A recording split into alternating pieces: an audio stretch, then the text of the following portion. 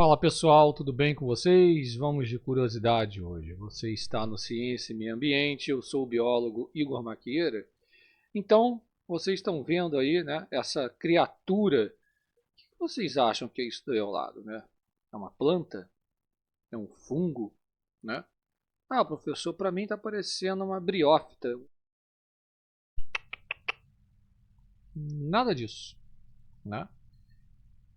Não sei se é do seu tempo aí, né, que você está assistindo, mas se lembra do Blob?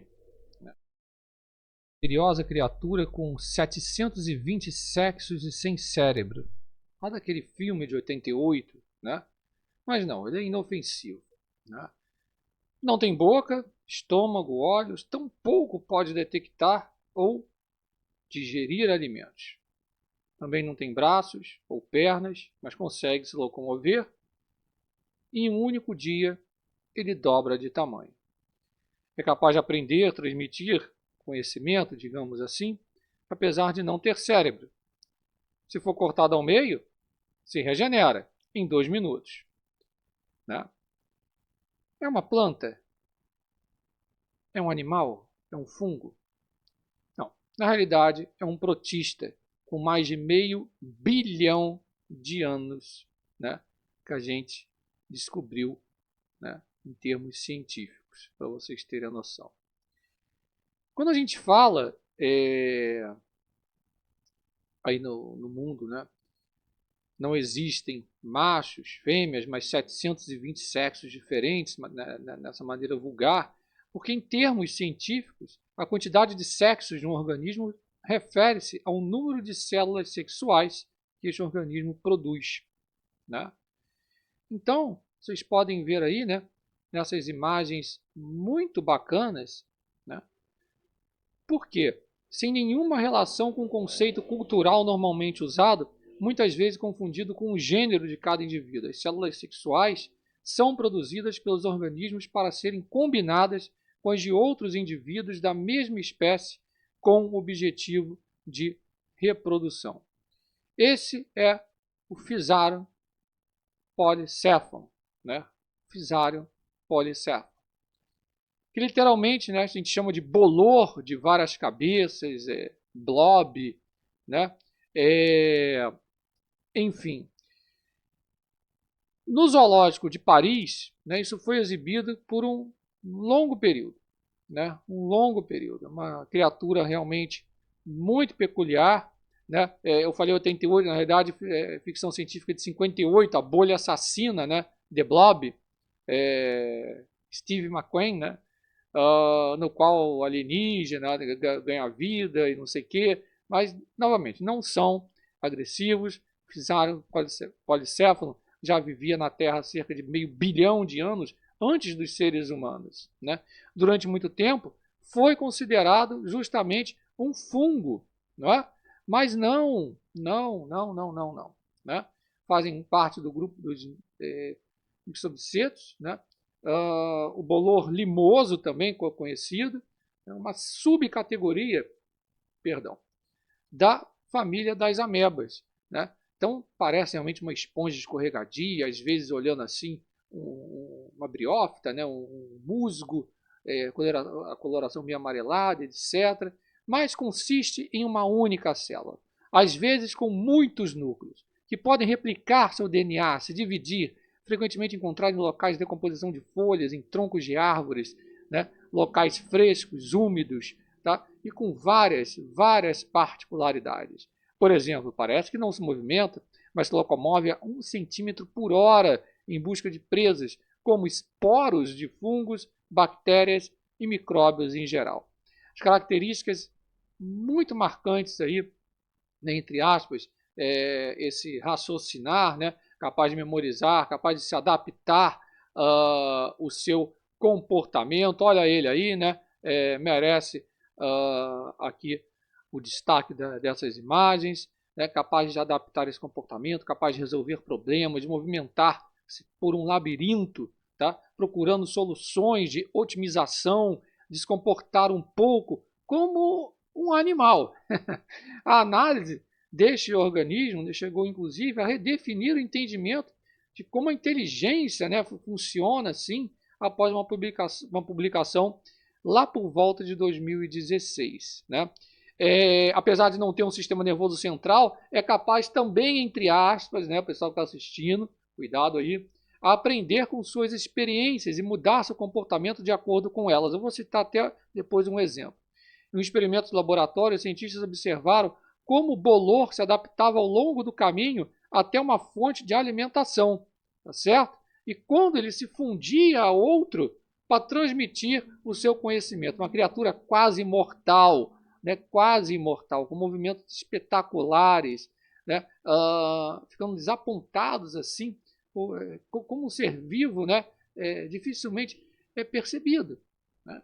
Então, se movendo por meio de extensão de saliências, né, os chamados pseudópodes falsos pés, tá certo? São espetaculares por si só. Né? Agora, a reprodução desses animais se dá por meio da produção e liberação de esporos, perdão, desses protistas, né? Que se tornam, melhor falando, não gosto mais de falar o termo aqui, os protistas, se tornam novos blobs, tá? Não há dois sexos diferentes, mas sim cerca de 720 na maneira aqui mais didática para se falar. Portanto, a reprodução não é um problema. Tá? Porém, como na maioria das outras espécies, a sobrevivência é impulsionada pela diversidade genética, como no caso do blob. Né? Acontece quando dois organismos geneticamente diferentes se encontram e se fundem em um novo blob. Tá certo? Tem mecanismos de defesa, quando se vê ameaçado, ele entra em um estado de hibernação, às vezes praticamente, entre aspas, vulgarmente falando, secando, né, um modo vegetativo, quase uma imortalidade. Né? Por exemplo, eles fizeram um teste, colocaram ele numa alta temperatura, no micro-ondas, né, e com algumas gotas de água, foi lá, estava de volta à vida, né, disposto a se alimentar e a se procriar novamente. Né? Tem muitas particularidades, né, eu vou repetir aqui, né, tem muitas particularidades a respeito desse organismo, né, muitas mesmo, nem bicho, nem planta, nem fungo, né, um ser realmente muito, muito chamativo, né, quase imortal, né, com esse nome de cinema, né? A bolha é assassina, tem até, dá para jogar, né? The Blob, tá certo?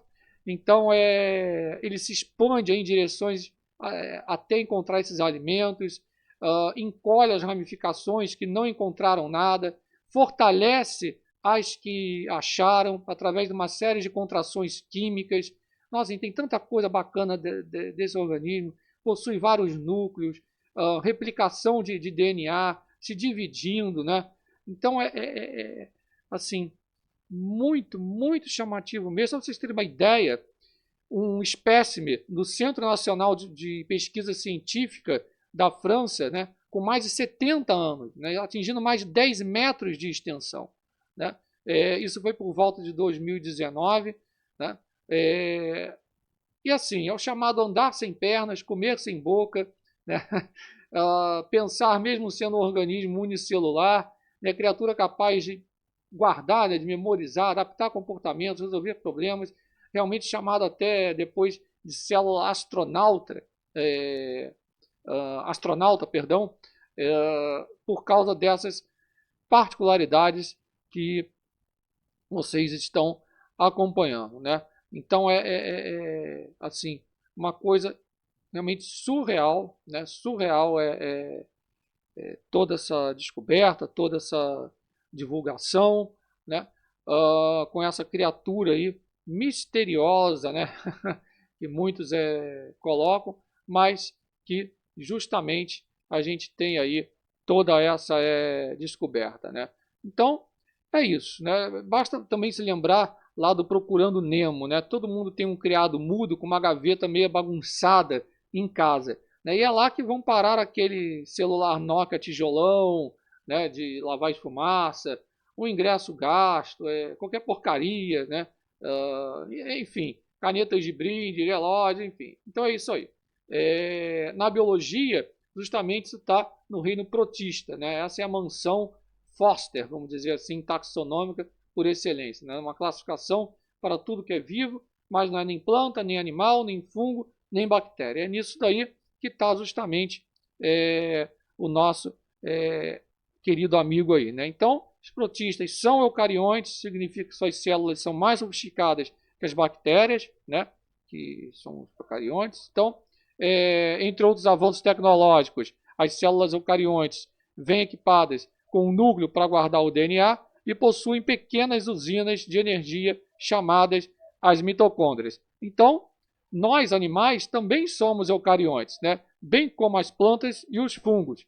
Mas vários eucariontes que não são nenhuma dessas três coisas, né?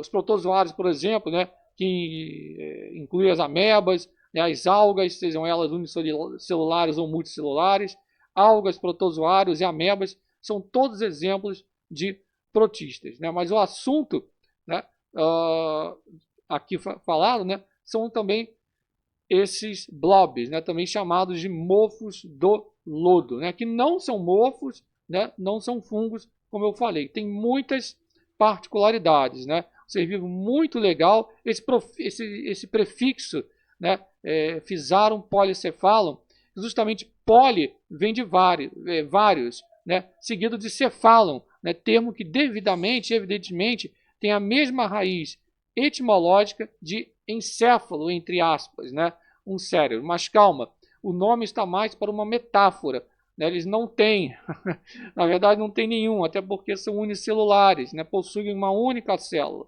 né? Então, para ter um cérebro, tem que ter muitas células, tipos de neurônios, células de glia. Então, na verdade, o lance aqui é uma célula gigante que vai se ramificando em rede de tubos macroscópica, com centímetros ou até metros, como eu falei, 10 metros, tá certo? Então, para ser tão grande, essa célula possui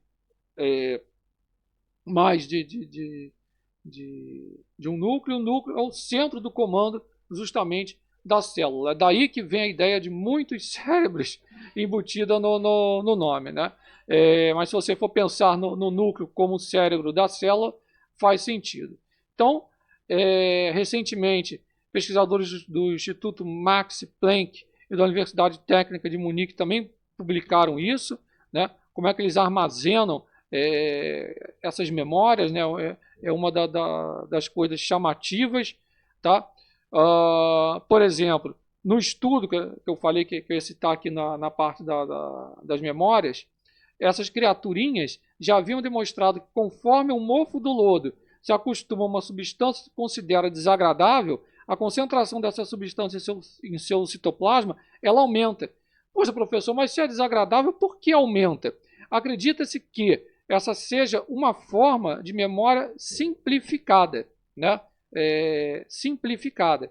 Então, uma versão mais prática do que o nosso cérebro faz quando põe a representação, por exemplo, do Giló na pasta mental. Opa, isso aqui é ruim, né? Mas se eu estiver em uma ilha deserta passando fome, dá para encarar. Então é mais ou menos isso.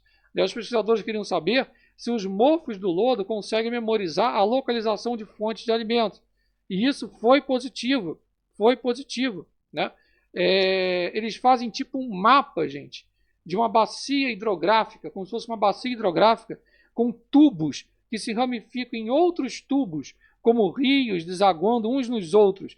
Essa configuração é tão única quanto uma impressão digital. Coisa fina, né?